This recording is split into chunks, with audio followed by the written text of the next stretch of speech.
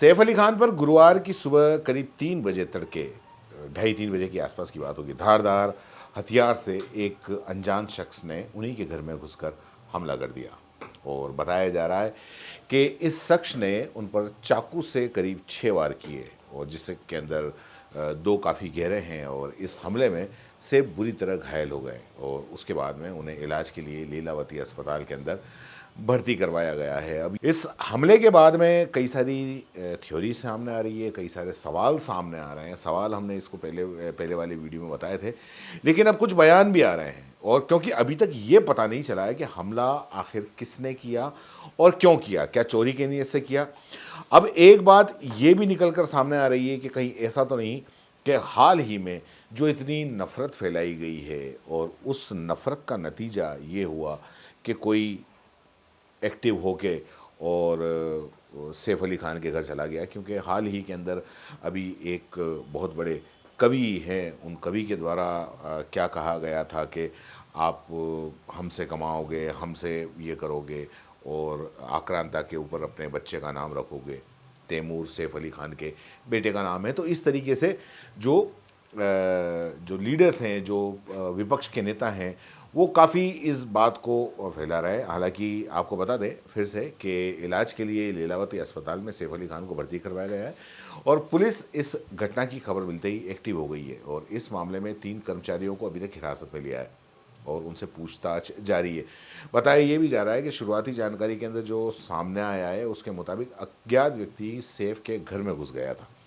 अब सैफ के घर में घुस गया था, बात फिर वही हो गई कि उसकी जो मेड थी, नौकरानी, उससे वो बहस करने लगा।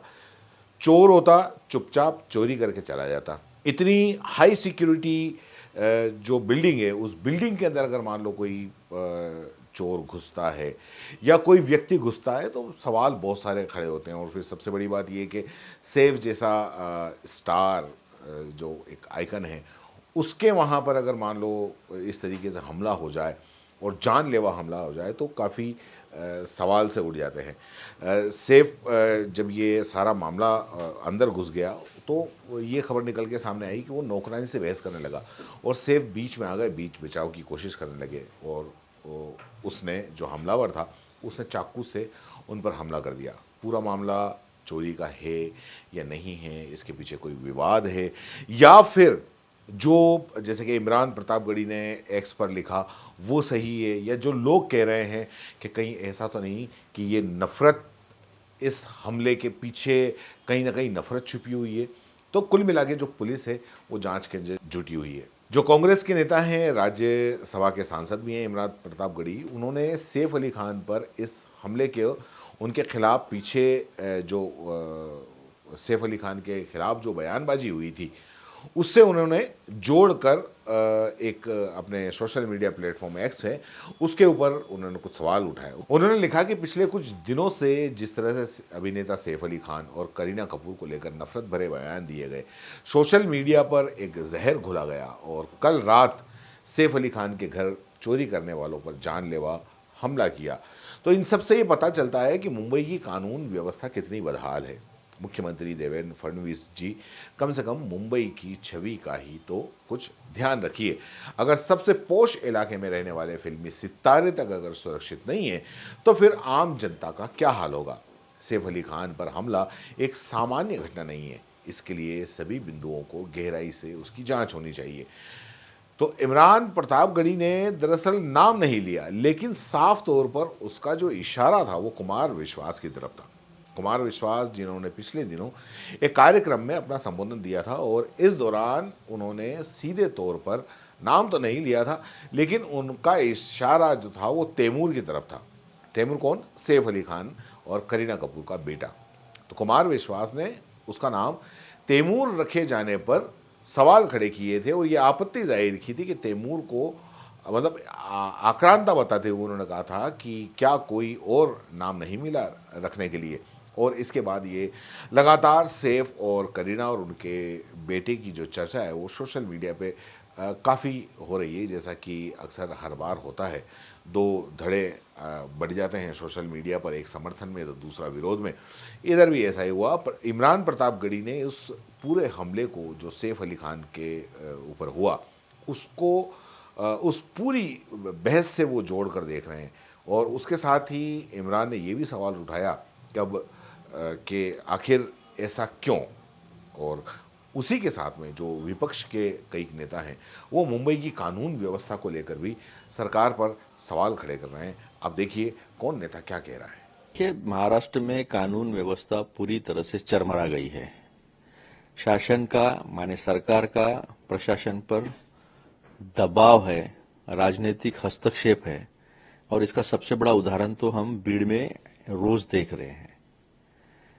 पुलिस प्रशासन का खुद का एक रिपोर्ट ये कहता है कि मुंबई, पुणे, नासिक और नागपुर यहां पर सबसे ज्यादा महिलाओं पे शोषण के केसेस हुए हैं।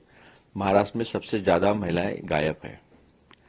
अगर मुंबई जैसे हमारी आर्थिक राजधानी में बाबा सिद्दीकी जी का मर्डर हो जाता है, सलमान खान को अपने घरों के खिड़कियों पर बुलेट प्रूफ कांच लगाने पड़ते हैं, और सैफ अली खान को घर में घुसकर उन पे हमला हो सकता है, किसी भी मंशा से आया हो, किस मंशा से आया है, चोरी करने के लिए आया है या कुछ और है, ये तो जांच के बाद पता चलेगा। तो ये सरासर गृह मंत्री का और सरकार का फेलियर है। आज सवेरे सवेरे जो सैफ अली खान जी के बारे में खबर आई बहुत ही शॉकिंग है, पर सरप्राइजिंग नहीं है। सरप्राइजिंग इसलिए नहीं है क्योंकि लगातार हम देख रहे हैं किस तरीके से सेलिब्रिटीज पे अटैक हो रहे हैं, चाहे वो सलमान खान जी हो, चाहे वो बाबा सिद्दीकी जी का मर्डर हो, और अब सैफ अली खान जी को लेकर ये कहा जा रहा है कि एक चोर ने घुसने की कोशिश की, वहां पे उनको स्टैब किया, और वो अभी लीलावती में उनकी सर्जरी जारी है। मैं आपको याद दिला देना चाहूँ, जब लॉरेंस बिश्नोई ने उनके घर के बाहर, सलमान खान के घर के बाहर शूट किया था, उसकी जिम्मेदारी लेते हुए अब तक लॉरेंस बिश्नोई से कोई इन्वेस्टिगेशन नहीं हो पाया है, क्योंकि गुजरात पुलिस ने डिनाई कर दिया है मुंबई पुलिस को कोई इन्वेस्टिगेशन करने से। उसी के श्रृंखला में फिर बाबा सिद्दीकी जी की दिन दहाड़े हत्या कर दी जाती है, फिर से लॉरेंस बिश्नोई उसकी जिम्मेदारी लेता है। और जब चार्जशीट होती है, खुद बाबा सिद्दीकी जी के जो सुपुत्र हैं ज़ीशान सिद्दीकी ने कहा, ही एक्सप्रेस डिससैटिस्फैक्शन इन्वेस्टिगेशन को लेकर। उन्होंने कहा जो सही मायने में इसके जिम्मेदार हैं, कहीं ना कहीं उनको राहत दी जा रही है।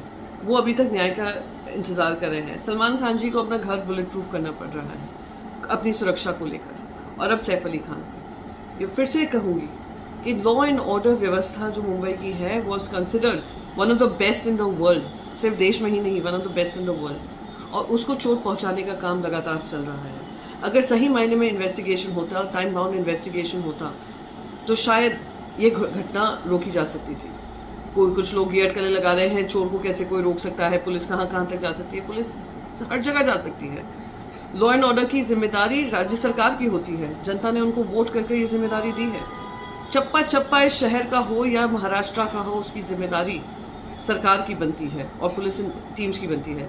बीड़ में हमने देखा एक पॉलिटिकल हत्या हुई है, वहां पे भी इंसाफ की लड़ाई लड़ रहे हैं, इंसाफ अब तक नहीं मिला है। उनके तार कहां तक जुड़े हैं उस सरपंच मर्डर में सब जानते हैं, उसके विरोध प्रदर्शन हो रहे हैं, पर कोई उसको लेकर अकाउंटेबिलिटी तय नहीं हो रही है। आज अगर पुलिस पेट्रोलिंग सही मायने में बांद्रा में होती, जहां पे ये तीनों घटनाएं हुई हैं, तो शायद इस तरीके का इंसिडेंट नहीं होता। मैं उम्मीद करती हूँ इससे हम सब जागरूक रहेंगे और आम आदमी राज्य सरकार से थोड़ी अकाउंटेबिलिटी मांगेगा, क्योंकि अगर सेलिब्रिटी सुरक्षित नहीं है तो हम सबकी सुरक्षा खतरे में है। और इन्वेस्टिगेशन जल्द से जल्द हो, टाइम बाउंड मैनर में हो, और जो इसके पीछे है और जो अगर कोई षड्यंत्र की वजह से हुआ है उस पर जल्द से जल्द कार्रवाई हो, यही अपेक्षा है, यही उम्मीद है। देखिए, ये बहुत ही सुरक्षा का भी विषय है। हम देख रहे हैं कि सलमान खान साहब को लेकर, शाहरुख खान साहब को लेकर, और अब ये सैफ अली खान साहब की बात, एक पूरे देश में एक ऐसा इंटॉलरेंस का माहौल है, एक ऐसी कैंपेन है। सलमान खान साहब के लिए तो कैंपेन है ही है, और सैफ अली खान के लिए जो कैंपेन है कि वो कपूर खानदान के दामाद कैसे बन गए, और अभी उनकी बड़ी अच्छी मुलाकात हमारे आदरणीय प्रधानमंत्री जी से हुई। लेकिन एक हम सोशल मीडिया पे जो राइट विंग दक्षिणपंथी ग्रुप्स हैं, वो बहुत उनके खिलाफ एक गाली गलौज, धमकियां का पूरा एक माहौल पूरे देश में बनता है। हमें लगता है कि ये बहुत ही चिंता का विषय है। आम नागरिकों की सुरक्षा चिंता का विषय तो है ही है, लेकिन खासकर जो ये गैंग्स भारत में काम कर रहे हैं, तो जो भी एक्टर्स हैं, जो भी स्टार्स हैं, तो ये लॉ एंड ऑर्डर का इशू है और हमें लगता है कि महाराष्ट्र की पुलिस इसमें इमीडिएट एक्शन लेते हुए और उनकी सुरक्षा को भी जो खतरे हैं वी होप कि एसेस करके जो है उनकी सुरक्षा का इंतजाम होना चाहिए। एक खबर और है जो संभल में एक बात समझिए, पूरे प्रदेश में जो मुख्यमंत्री योगी आदित्यनाथ जी ने बिजली का जो निजीकरण किया है और ये पहली बार एक ऐसी सांठगांठ है योगी आदित्यनाथ जी के जीवन में जो सबसे बड़ी सांठगांठ है कॉर्पोरेट फोर्सेस से कि हमारी बिजली को निजीकरण करने का काम एक